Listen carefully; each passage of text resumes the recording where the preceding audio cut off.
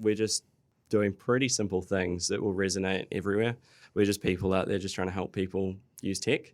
And we've gone through the hard yards to learn how to do it really well. And we've built a lot of good relationships with, the right people. The New Zealand Business Podcast, brought to you by Gorilla Technology, your strategic and proactive IT partner. Greetings, I'm your host Paul Spain, futurist and chief executive at Gorilla Technology. I really enjoy seeing and helping individuals and their organisations thrive. The New Zealand Business Podcast is all about this through sharing the stories and insights from our best and brightest. Today on the New Zealand Business Podcast, we're joined by Lachlan Murray, the chief executive and founder at Robomate. Robomate was founded in 2018 and since then has evolved from a small robotics business idea into a national operation supporting robotic lawnmowers, robo-vacuums, and broader home automation solutions across New Zealand. Robomate has seen remarkable growth, being recognised as the 5th fastest growing company in New Zealand in the 2025 Deloitte Fast 50, achieving an impressive 408% revenue growth over 3 years, a testament to the team's execution in a rapidly expanding global robotics market. Lachlan's work also earned him recognition as a finalist for the Young Business Person of the Year in 2024, underlining the impact he's already had on New Zealand's business landscape. Today, you'll hear how Lachlan navigated the ups and downs of building a business from scratch, how he bootstrapped his way through setbacks and harnessed a customer-focused approach to become a leader in an emerging market. He'll share the insights on growing his team, scaling, and why discipline and solving real problems are at the core of Robomate's success. The New Zealand Business Podcast is proudly brought to you by One New Zealand and Gorilla Technology. Now, before we jump into the interview, a quick question. How confident are you in your organisation's cybersecurity? A cyber attack costs a typical small or medium organisation over $180,000, and I wouldn't want you to have to deal with that.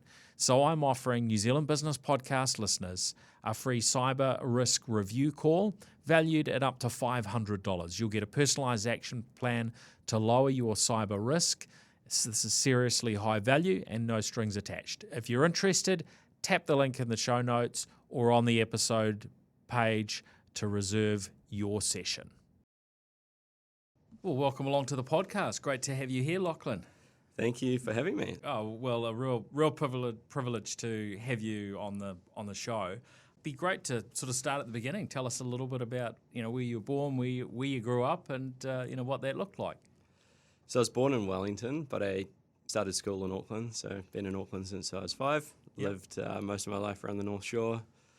Grew up around some business stuff going on in the family. But yeah, just a kid growing up, going to school. Wasn't great in school. Got all right marks, but probably said I was a little bit disruptive or whatever at times. But yeah, nothing too major. Yep. Pretty normal. Do you remember kind of talking business type stuff around around the dinner table, or where did you get your sort of first insights on the business world? Definitely. I grew up hearing about the good and the bad of business. Yeah. I think when you're running a business, you generally talk about the bad more than the good day to day. So I heard lots of the challenges and struggles, and yeah, it didn't really sell it to me, to be honest. And what sort of field were family involved in, sort of business-wise? So they were in like commercial lighting stuff. Yeah, okay. So that put you off a little bit, obviously not too badly.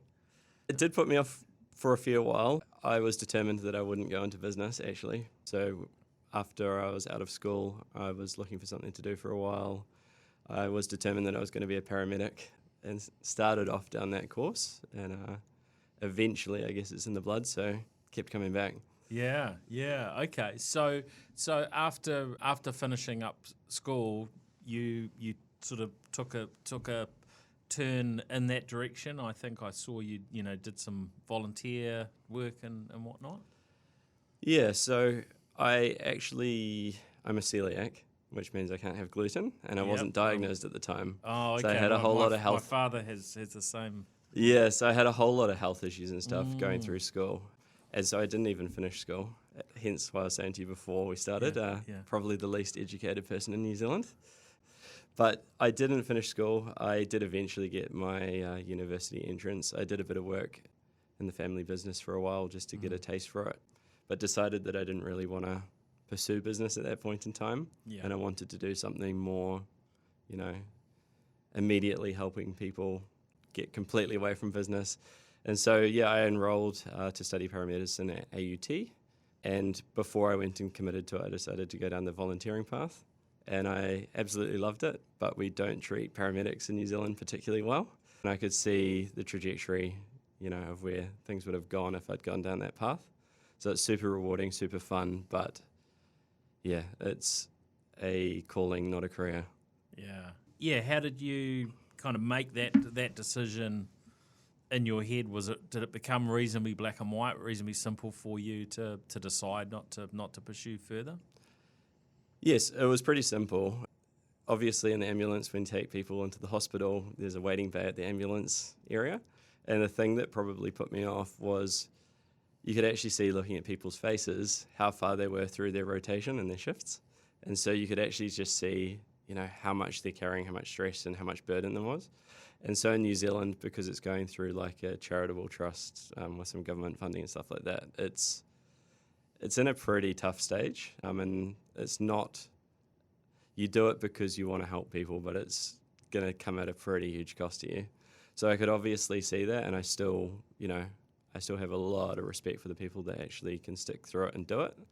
But I went through that volunteering phase working frontline out in Helensville, which got me a taste for it, kind of helped me get some of that adventure out there.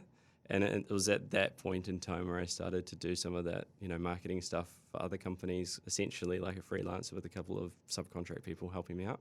Right. So this was your way to earn some money and I guess lean into areas that you had an interest in terms of business and marketing. Yeah, exactly. So the fun part of business for me is probably the creativity around marketing and then strategy and trying to understand like the people side of it. So marketing was the easiest to get into at that point in time because I had absolutely no money to do anything. Yeah. So it didn't require anything, just a couple of business cards and you walk around and meet some people and see where it leads. Yeah. And so how did you win some business, find some initial work to do for others? I recall just going around door to door, meet a few people, then they introduce you to their friends. I think the cool thing about New Zealand is if you just put yourself out there and, kind of admit that you need help, people are pretty keen to give you a chance. And I obviously was super passionate about what I was doing, so I guess that helped. Yeah. And what age were you at this point? I would have been about 20, 21. Yeah. Okay. And how was the response? How did it go? It was pretty tough. The thing that I found hardest was actually the fact that we're doing a creative process. So me being me, I put everything into it. And by definition, you're doing this creative process for someone that's chosen to outsource it so they don't necessarily understand what it was. And so at times I felt like I was doing something that was pretty cool. And then it would go through a whole bunch of, revisions. And by the end of it, it's like, man, it would kind of be like what you do with AI now. It wasn't a tool back then, but it kind of felt like it was just. And so after a period of time, I was kind of just sick of going through that process. It wasn't so much around whether the business could work or not. It was just wasn't quite fulfilling enough for me. And so tell us how Robomate came about. So my dad actually had robot lawnmowers in 2008, which is way back before it was really a thing. So at that point in time, he had to import them from Italy direct. There was a company called Ambrosio in Italy. At that point in time, they had perimeter wires that you needed to bury around the edge of the lawn. They were pretty basic, really. It would have been 2018 when I was doing this marketing stuff still, that a family friend that also lived near us said, hey, what do you think of those robot lawnmowers? We're sick of mowing the lawns. Do you reckon they could do our property by now? Their property was really big, really steep, pretty brutal sort of conditions, but kind of thought it's been another 10 years of development from where they were then, like surely now it's worth a nudge. We really quickly learned at that point in time that they hadn't really changed much since 2008. The fundamentals hadn't changed. They still needed perimeter wires. So sometimes it would dig up the perimeter wire and cut the cable. Oh, boy. And then other times, though, it just means that it started to dig a hole. And then if you imagine big, thick mud tires on like a truck or something like that, once you've done a few rotations in mud, they become like slicks. Yeah. And so then it's going around just ripping everything up and making it worse. So then next time it goes out, it gets even worse. So there's so many little cyclic issues that can't be solved because it just didn't have actual awareness of what it was doing at that point. Yeah. And so I also really quickly figured out, though, that there were going to be a lot of big changes in the pretty near future and that it wasn't worth trying to scale a business behind that sort of technology. So after that, we pivoted to doing robot vacuum cleaners. And this is still probably 2019. So there was still a very strong stigma around robot vacuum cleaners at that point in time, that they would, get stuck under the couch. You'd have to pick them up and put them into each room at a time. They were kind of just gimmicks for geeky people to have because it was cool to have and a bit of fun, but they didn't really work. But at that point in time, things were really just starting to change. There was a company called Neato, which was out of the US, and they had just put LiDAR on top of the robot. And so the robot was starting to map the house, which meant that it was actually going backwards and forwards and it was smart. And that actually put proper suction on the vacuum. So the prior ones, because they weren't really a proper serious thing, didn't have much suction. So as soon as they put the navigation on the robot vacuum, then it was worth making it actually clean properly. And then as soon as it starts to get to that stage, then the industry starts to grow really rapidly and the investment and stuff starts to hit some sort of exponential growth. So we got into that in 2019, and then very shortly after that, COVID hit. Okay, so and what did you have at that point in terms of a public presence, retail presence, and so on? We had nothing at that point. Right. So one of the things, the original plan was actually to be more of a standard distribution company. Right. So we would buy the product, act like an importer, and then go through other channels. The reason why we didn't do it in the end was with something like a robot vacuum or a robot lawnmower or something like that, it's quite a complicated product. And so if you're looking at the channel partners that you have out there, they're taking a pretty significant cut of the total revenue, except they're not really equipped to promote it or actually to do much of value to help build the segment, if that makes sense. So what the realization was in these early phases, went to a whole lot of like home shows and stuff like that, and we discovered that all of the questions that people had about the product were about whether it would actually work, dispelling some of the old myths. But actually people understood that if it did work, they would want it. So, I mean, at this stage, what sort of level of overheads did you have, and what did your sales look like? What were, Not much. Not many overheads. I was working out of my parents' house, a few boxes in the corner of the garage, going to the home shows, which would just pay for themselves. We had a website which was selling enough, kind of just enough to, keep living. Right. So you were almost kind of hand to mouth, as it were, at that point. Oh, 100%. Yeah. 100%. Wow. Yeah. And so what did COVID bring? COVID would have been good for us if it wasn't for the component shortages. So there was actually a huge demand from like an e-commerce perspective for all of these things, but we had just gone away from the robot lawnmowers into the Neato robot vacuums. At the same point, just before COVID, a giant German multinational bought Neato, and there were a few issues trying to integrate like a German industrial company with a Silicon Valley, I witnessed it firsthand in the office, seeing this industrialist guy, the new CEO, trying to talk to some Californian software developers in shorts and sandals. Yeah, okay. And there Yeah, was obviously yeah. like a little bit of a mismatch, and I Yeah. could sense it then. But when COVID came, they were in the middle of launching a new product range, and that product range ended up being 18 months late. You could probably blame it partly to component shortages, but it was also partly, I think, from a cultural mismatch internally there, where they probably got some of their engineers offside with the company vision. Yeah. And so the new product came out 18 months late, and it wasn't actually much of a step forward at all. And the whole thing kind of just fizzled. Nothing really happened. It kind of just fizzled out. But Nito went from being this amazing up-and-coming company that had just been acquired to gone within like 2 years. So That's quite a challenge. So did you sort of recognize what was going on and manage to, find some other brands and some other options, quite quickly? for a while, the company was essentially completely gone. And I was pretty defeated, to be honest with you. I was starting to sharpen up my own CV, just about to consider, applying for more jobs and stuff like that. But I decided to just give it one more nudge, because what I said earlier about the issues with the channels and the fact that no one was actually trying to drive the segment was still a problem that needed to be solved.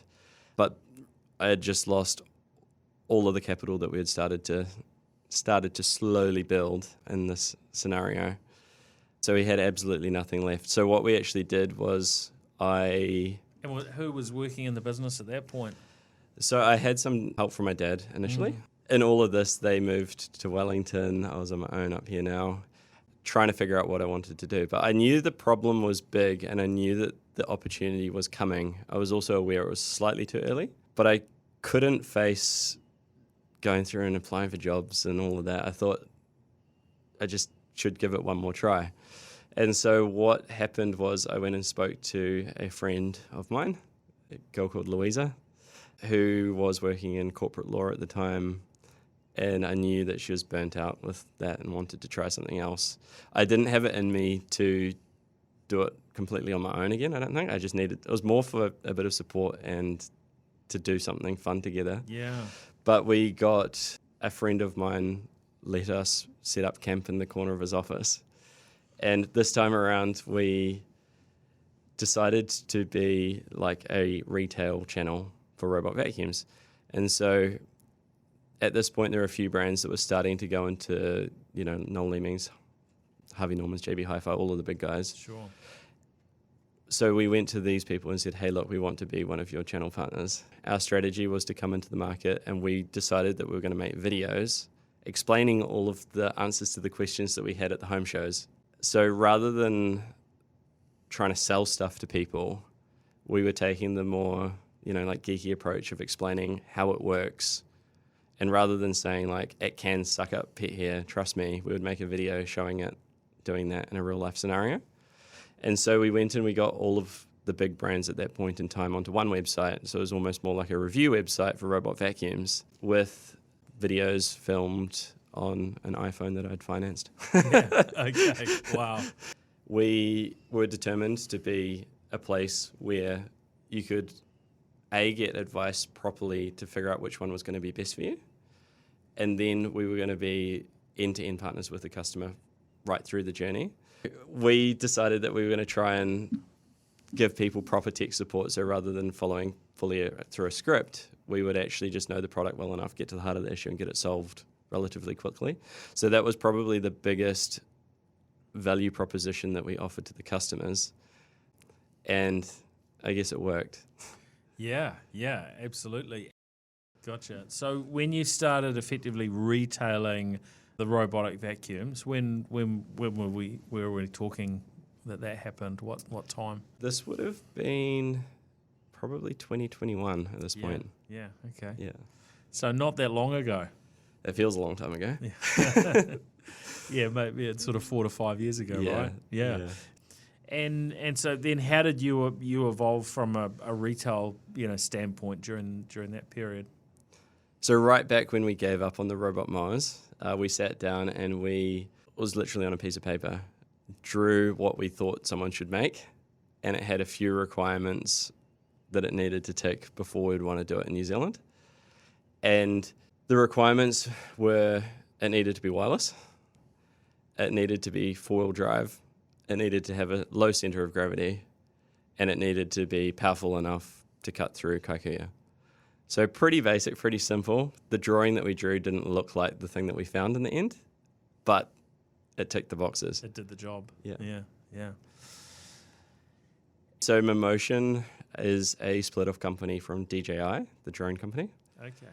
And they came in, rather than making iterative changes on a previous generation, when they launched into the market, it was completely and utterly different to what anyone else had done. And so the decision to go with them was just because they were the only ones that ticked all of those boxes at that point in time. What were the things that sort of stood out to you around, how they were going about it, and what did that, trigger for you? So the funny thing was we had actually been trying to contact them for a while. Yeah. And they were growing real fast, probably in that crazy startup phase, and we never heard back. But through the robot vacuum journey, our YouTube channel had got a little bit of traction. And one of their social media people reached out to us and asked, hey, would you be interested in doing a review video on this product? I had said to them, I'll do this, but if it is good, we would want to talk about the business side as well, because, And so we got the sample, and as soon as I got it out of the box, I took it out to the property where that first got me into this whole journey, and set it up, and it just worked. And so the app was pretty ugly at that point in time. There were a few little things that were not great, but the fact that it could do it when nothing else could, within about 10 minutes, I just knew that this thing is pretty insane. Wow. Did that give you a sort of an immediate clarity around, hey, this is where we can go with the business with a product like this? How long did it, take you to work around, what did you need to do in terms of, getting distribution and, the other bits and pieces and maybe refreshing your business strategy?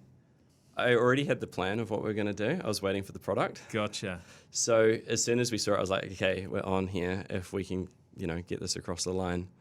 There were a lot of other companies that had been in discussions with them, and some of them were pretty big companies that people would know, and they were a lot further down the discussion path. But we kind of got in, and by explaining around some of the channel struggles and stuff that we had, and then also the fact that we had this super strong customer-centric mindset, and we weren't a typical distribution company with, dozens of other brands, it kind of just resonated with them. So we had while I was making the review video, I started talking to the sales guy at Momotion and had a discussion. I don't know, I think it just clicked. We got along well right from the beginning. He liked our ideas. And so about 2 weeks later, we had an agreement signed. And one of the clauses in that distribution agreement was that we had to place an order for a full container load within 7 days of signing. And so I didn't have the money. How much are you talking for a container load of these things at that point? Are we talking tens of thousands, hundreds of thousands? Hundreds. Yeah.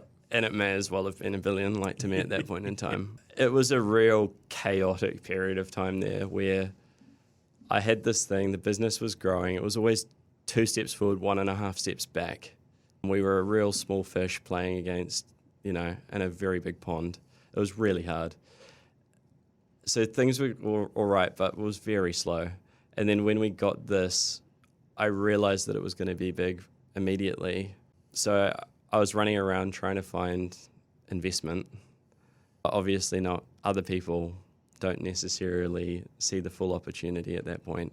Yeah. I would have secured the investment, but actually I ended up speaking to a friend and he said, have you talked to BNZ? And I hadn't even considered it because banks just don't fund this sort of thing. It's kind of crazy. But the way that it worked in the end was that we signed the distribution agreement on a Friday. We launched the pre-orders on our website on that Friday. We launched our review video on that Friday. We emailed our database on that Friday. And then I had a meeting with Vivek from the BNZ in the afternoon. So all of this all in one day. Wow. And so our 7-day timer started ticking.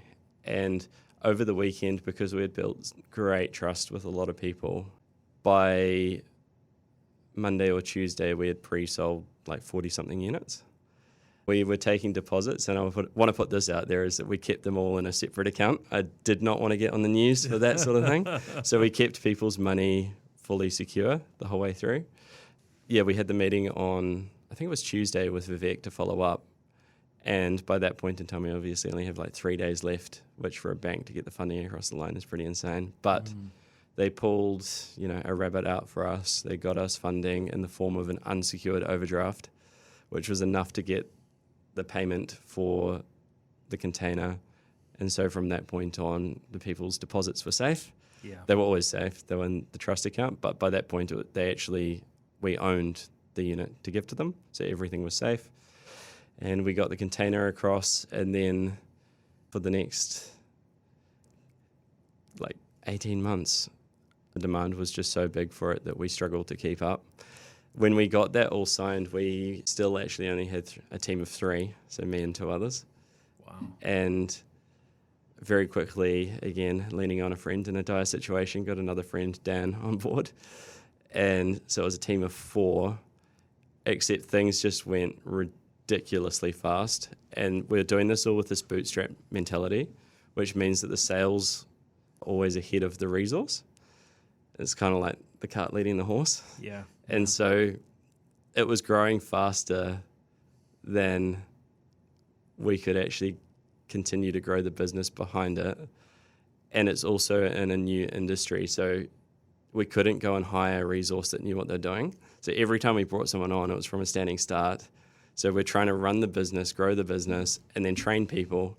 And so sometimes at points in time, it was pretty wild. We would hire someone, train them for 2 months, and then next month they'd be training someone new. And that was just this crazy thing. But we got super lucky in the types of people that we attracted. A lot of our first staff that are still with us today were customers in the first place. And so they were kind of on board as a passion journey. And they already understood the product. So there's been a huge amount of, we'll call it pain, suffered by a lot of people in the name of getting Robomate where it is now. Did you actually kind of do your recruiting through your customer email list? How did that happen that you ended up having, customers come onto your staff? We never did outward recruiting in that sense. We were getting inundated in every single way, but one of the things, we had a lot of people writing like, hey, this is the coolest thing I've ever had. My wife is saying that I'm spending all my time on it. I should probably get paid for it. So we had quite a few people like that. And yeah, we just picked the people that resonated with us. And obviously, as a customer as well, they understood the values and stuff that we're trying to get. So that resonated as well as the tech, and the combination, I don't know, just attracts like-minded people, I guess. Yeah. And how did you kind of shape the business, those early stages? You're hiring people quite quickly. You've got, all the areas of business that you need to stay on top of, and you're still reasonably new at it. So were you kind of hiring people into the finance and HR and operations type roles, or how much were you doing of these things? How did that play?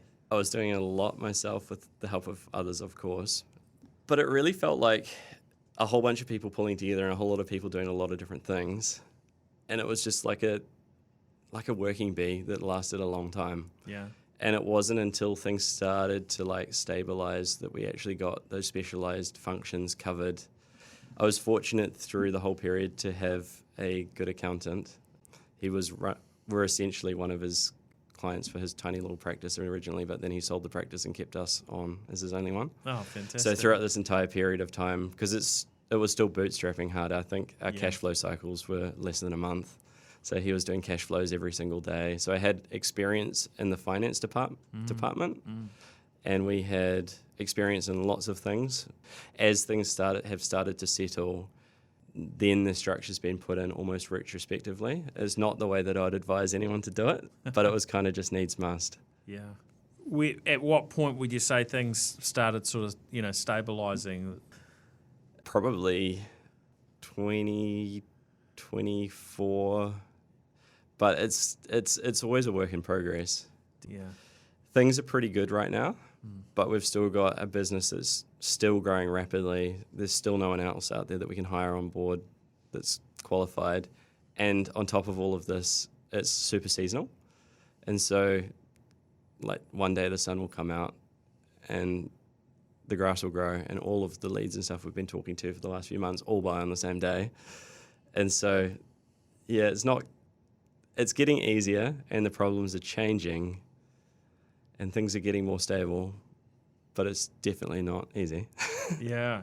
Tell us a little bit about how the business sort of looks at that point, 2024, compared to prior in terms of, what was the shape of the business? Who did you have? So we went from working at the back of our Newmarket store, which opposite the Westfield, and just a little tiny store on Broadway.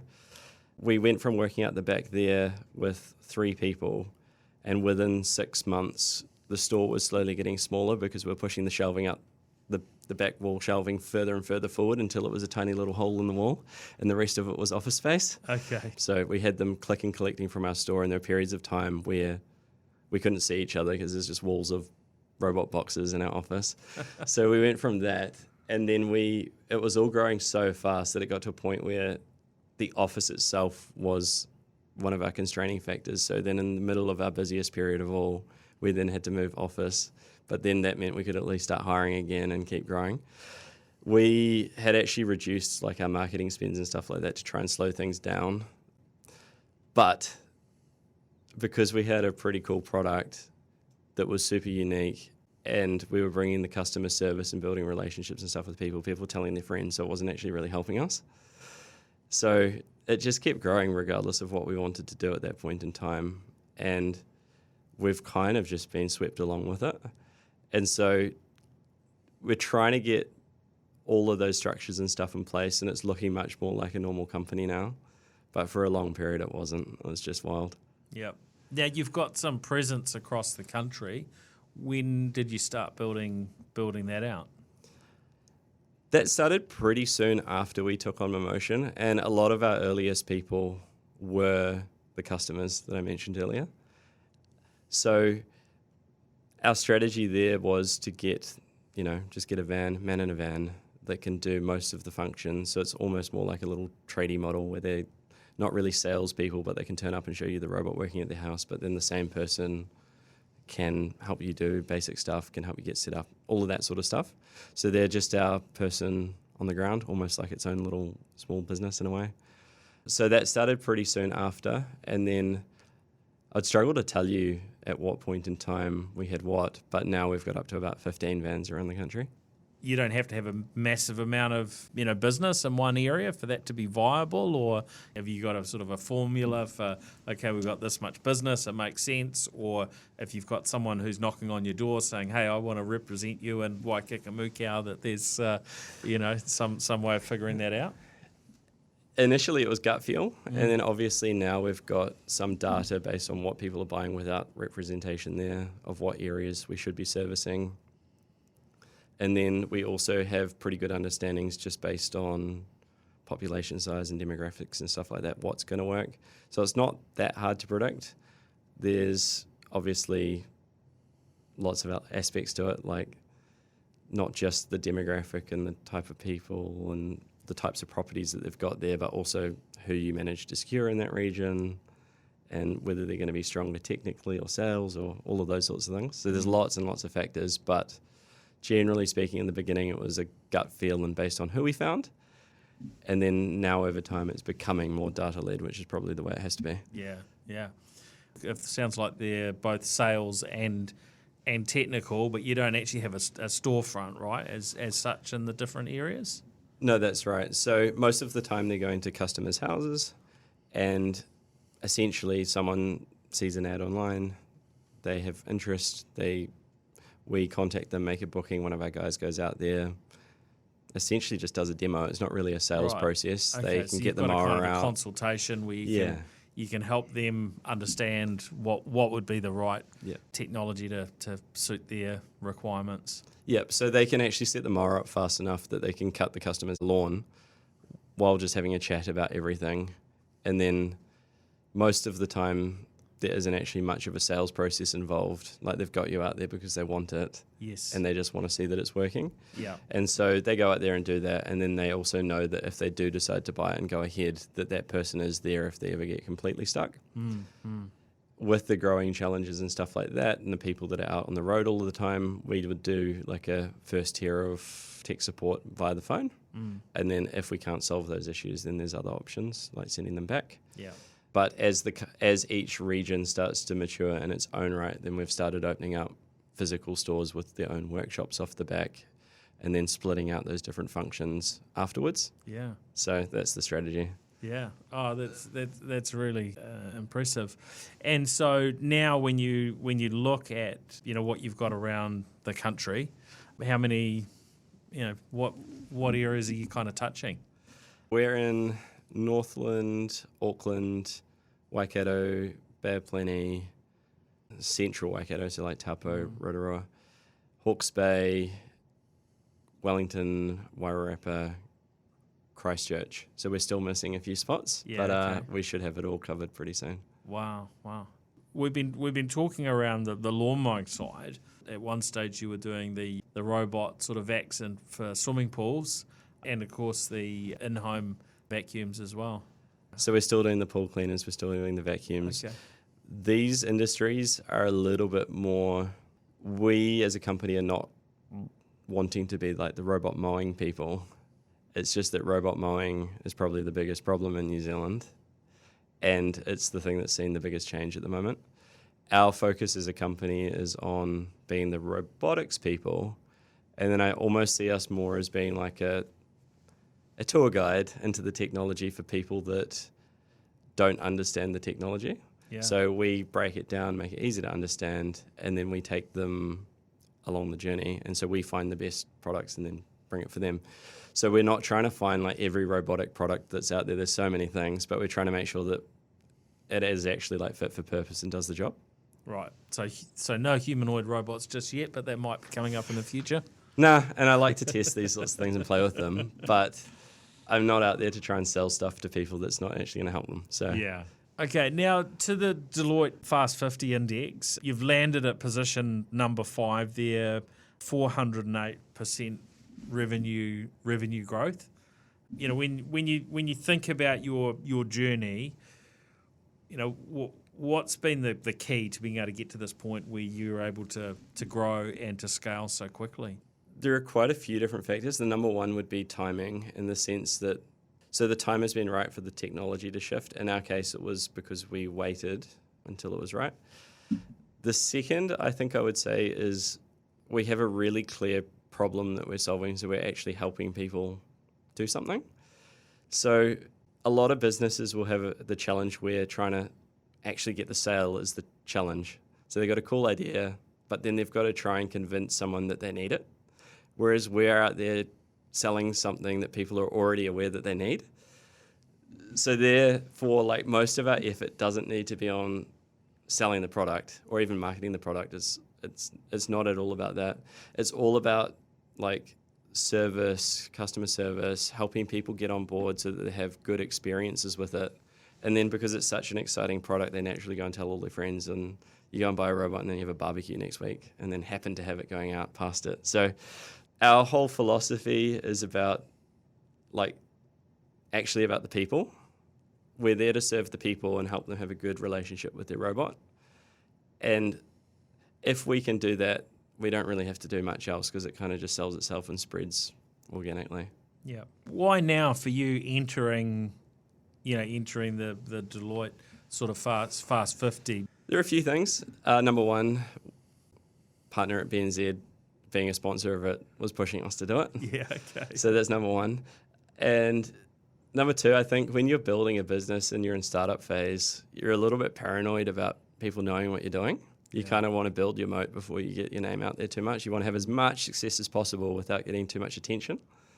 And so we've finally got to the position now where I feel like we're pretty mature and happy to just start talking about it. Yeah, great. Now, when you look at other markets around the world, and often with startups, there's guidance of, hey, you need to be global from day one, and so on. We're used to hearing this, this sort of advice. Now, do you look out beyond New Zealand and see some opportunities? No, we have got big plans. We don't rely on any like sorts of tricks or anything like that. A lot of Kiwi companies go abroad and then struggle, whereas like we're just doing pretty simple things that will resonate. It doesn't really matter what language you speak or what culture you've got, it's going to resonate everywhere. We're just people out there just trying to help people use tech. And so there is a big gap in other places as well. And we've gone through the hard yards to learn how to do it really well. And we've built a lot of good relationships with, the right people in the industry. So there's a lot of opportunity out there, but trying to scale it all a little bit more methodically and smoothly this time around. Yeah. You've really, bootstrapped and you've earned the revenue you've needed to expand and grow in the past. Is that something you think might need to change if you're going out beyond New Zealand shores? It's interesting, but it seems like we won't actually need to burn too much cash to get where we need to go. I think if you're starting from a cold start, it would need big buckets of cash. But now that we've got a lot of infrastructure and know-how in place, we should be able to get through pretty smoothly. The intention is to continue to try and bootstrap it as much as we can. We've got a little bit more in the boot now, so hopefully it goes well. Yeah. Oh, that's really exciting. We've touched on a few places, some of the harder pieces, but it is often those toughest kind of periods in a business where you really learn the most. When you look back, there are any other sort of learning points or challenging periods that have hit you along the way that might be interesting to delve into? I think it's been incredibly hard at most parts of the journey. Yeah. It's easing off a little bit in the last, 12 months. But when you're really small, you have certain problems and then the growing pains. The hardest thing for me is how quickly I personally have been forced to grow. When you're running a small team of 3 people, you can kind of just be mates. You're hanging out doing stuff, it's cool. And then as the company's grown, my relationships with people have to change slightly. I have to be a little bit more serious. And then, just the structure and discipline and stuff getting built into that. It was almost like monthly at times, felt like, here's another growth curve, here's another growth curve. I personally have gone from the point where, I would be super stressed about everything. And I almost feel like I reached the bottom in terms of stress. And so now I'm getting to a stage where I'm building a little bit of confidence, I guess it is, or confidence that I've kind of survived going to the bottom in terms of stress levels and struggle, and that, whatever gets thrown at me now, we've achieved something pretty cool. And we've got a lot of skills and stuff now that we didn't used to have. So I feel a lot more relaxed about it all. Yeah, well, you got a lot of experience under your belt now, right? Yeah, pretty grey for my age. What have you leaned into in terms of your own development for help? Has that been individual people? Has it been books or courses, or just studying and learning the things you need to learn as you go?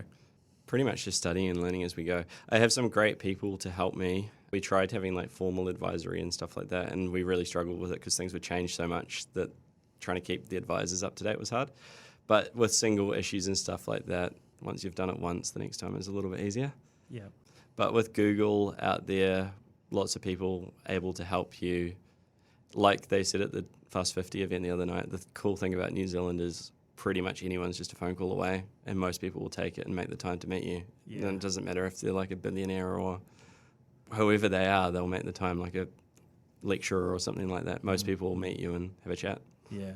That's great. If we were to be chatting again and it was 10, 15 years down the track, what do you imagine business might look like in that sort of period of time?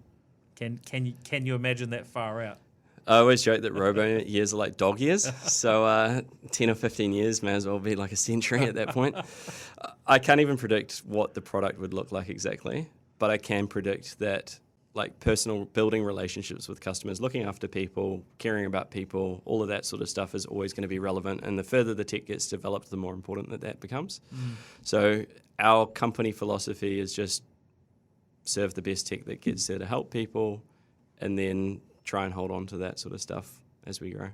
Yeah, that's great. Anything else that you wanted to add, or any closing advice for listeners, Lachlan, from your journey?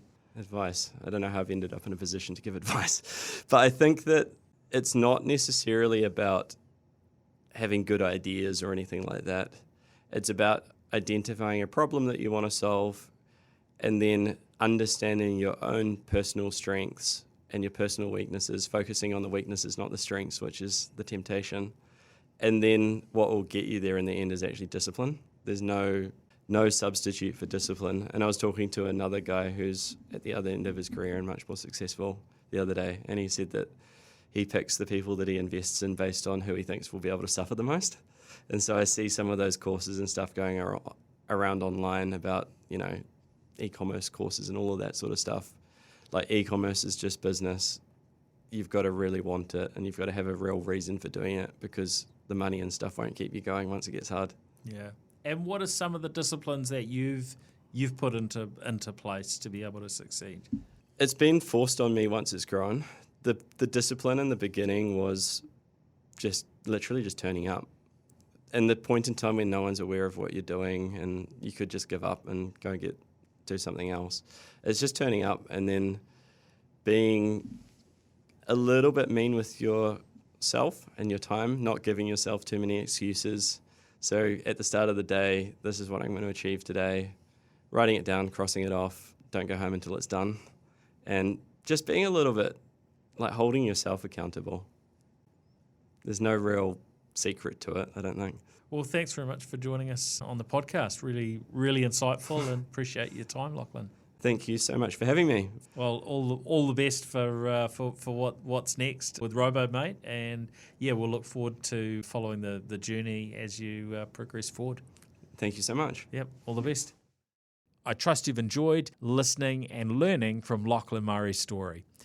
The New Zealand Business Podcast, of course, is brought to you by One New Zealand and Gorilla Technology.